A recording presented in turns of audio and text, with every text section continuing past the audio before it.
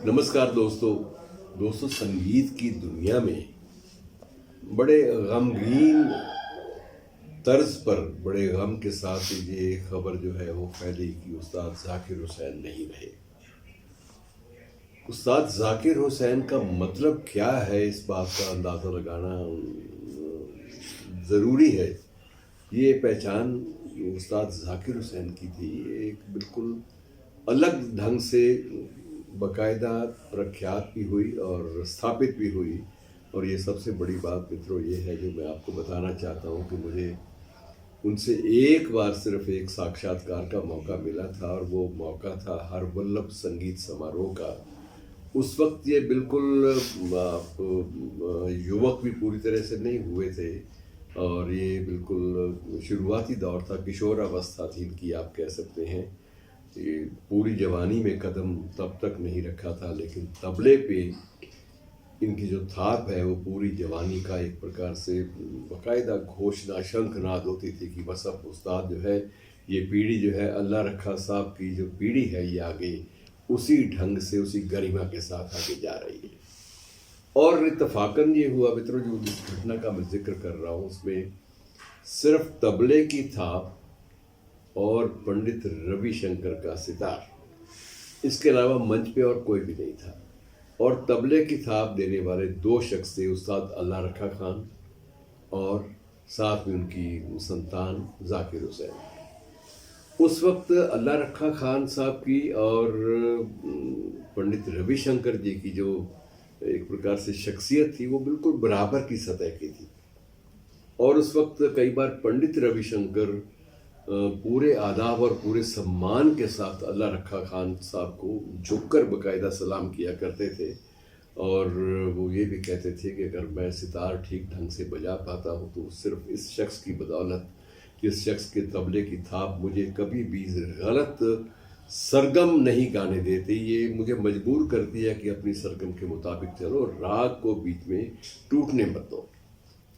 और ये बड़े लोगों की मित्रों बड़ी बातें होती हैं। सबसे बड़ी बात ये थी कि उस मंच पर हर वल्लभ, जिस मंच का मैं जिक्र कर रहा हूँ, ये तीनों ही थे, मौजूद थे, तीनों शख्सियतें। और बीच में पंडित रविशंकर ने एक बार बीच में सितार रोक इसलिए ली कि दोनों बाप और बेटा एक ही राग को अलग अलग ढंग से अपनी थाप के साथ बजा रहे थे। और उस वक्त सबसे बड़ी बात थी कि जब सितार की धुन पंडित रविशंकर की रुकी और पंडित रविशंकर बड़े चाव से देख रहे थे कि जाकिर हुसैन ने तबले की थाप के द्वारा ही संगीत की रचना, जो सितार के सुर थे वो निकाल के, वो आवाज़ें निकाल के दिखा दी। और पंडित रविशंकर के अंदर कि अब तो मैं बिल्कुल ही इररेलेवेंट हो गया भाई, प्रासंगिक हो रहा ही नहीं मैं, मेरी ज़रूरत क्या है। ये जादूगर जो नया जो आया है तबले पर, उन्होंने तब ये मंच से ये कहा था कि मैं तो इसको सलाम करता हूँ कि एक ही मंच से ये शख्स कभी आपको डमरू और शंख दोनों बजा के दिखाएगा। और ये हुआ। एक उनकी बाकायदा एल्बम आई जिसमें उन्होंने तबले के माध्यम से ही पहले डमरू की आवाज़, शंकर के डमरू की आवाज़ निकाली, भगवान शंकर के, और उसके बाद उसी तबले की डमरू की आवाज़ के साथ साथ ही कृष्ण जी का शंखनाद जो है वो भी, शंखनाद की ध्वनियाँ भी तबले की ताल पे पैदा की। ये बड़ी एक अजीब बात होती है, और ये सिवाय साधना के मित्रों ये चीज़ें आ ही नहीं सकती। मुझे एक बात और याद आती है, एक दो बातें याद कर रही हैं, उनके बारे में याद करना अच्छा लगता है कि एक बात उनकी ये भी याद आती है कि अल्लाह रखा साहब ने उसी स्टेज पर कहा था कि ये जिसकी तारीफ पंडित रविशंकर कर रहे हैं, जिसके सिर पे हाथ फेर रहे हैं, मुझे इस बात का फ़ख्र है कि जब ये मेरे घर में पैदा हुआ तो मेरी बेगम ने कहा कि हमारे यहाँ ये ट्रेडिशन भी है, परंपरा भी है कि आप इसके कान में कोई भी कुरान की या अल्लाह का नाम जो है वो ज़रूर इसके कान में डाल दीजिएगा, ताकि ये पूरी तरह से जुड़ा रहे अल्लाह मियाँ से। उस वक्त कुछ नहीं कहा, लेकिन वो कान के पास जब गए तो उनको अचानक इत्तेफाक से ये ध्यान आया कि मेरा तो अल्लाह एक ही है और वो है तबला। तो उन्होंने ताक दिनादिन, या कोई ताक दिनादिन थी जो उन्होंने स्वयं स्वीकार किया था कि मैंने ताक दिनादिन, यही स्वर उसके कान में गूंजाया और मुझे लगा कि मेरा मैसेज बच्चे तक पहुंच गया। और अब इसके बाद तबले को ये नहीं छोड़ेगा। और शुरुआती दौर में जाकिर साहब ने ये भी एक बार कबूल उसी मंच से किया था कि कई बार हमें ऐसा भी होता था कि पैसे नहीं होते थे, शुरुआती दौर में इतने ज़्यादा पैसे मिला ही नहीं करते थे। ये एल्बम्स वगैरह ये सिलसिले तो बाद में शुरू हुए। और एक बार तो वो कहते हैं कि एक बार मुझे ट्रेन में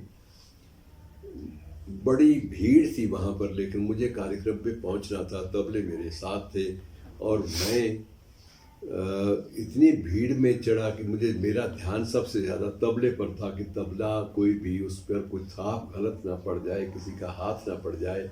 और मैंने तबलों के ऊपर ऐसे हाथ रखे हुए थे। उन्होंने पूरा जलंधर में हरवल्लभ संगीत में उन्होंने सारी बातें एक्सप्लेन की, बताया कि इसलिए रखे हुए थे कि किसी की थाप पड़ गई तो मेरे लिए बहुत मुश्किल हो जाएगा, मुझसे बर्दाश्त नहीं होगा, मुझसे गलत थाप भी बर्दाश्त नहीं होती। और उसके बाद वो कहते हैं कि अब जब देखा कि जगह कहीं मिल नहीं रही तो मैंने ज़मीन पे ही आसन जमा लिया।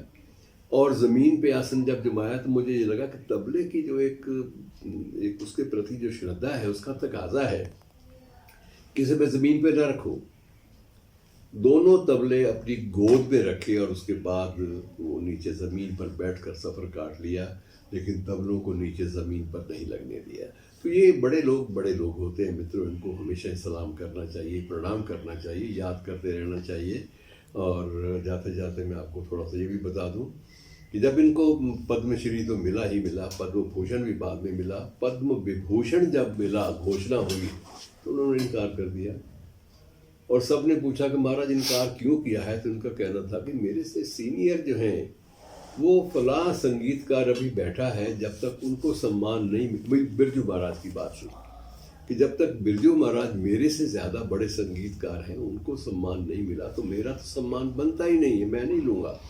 और उन्होंने 2 साल के बाद वो स्वीकार तब किया जब पहले बिरजू महाराज को पद्म विभूषण मिला।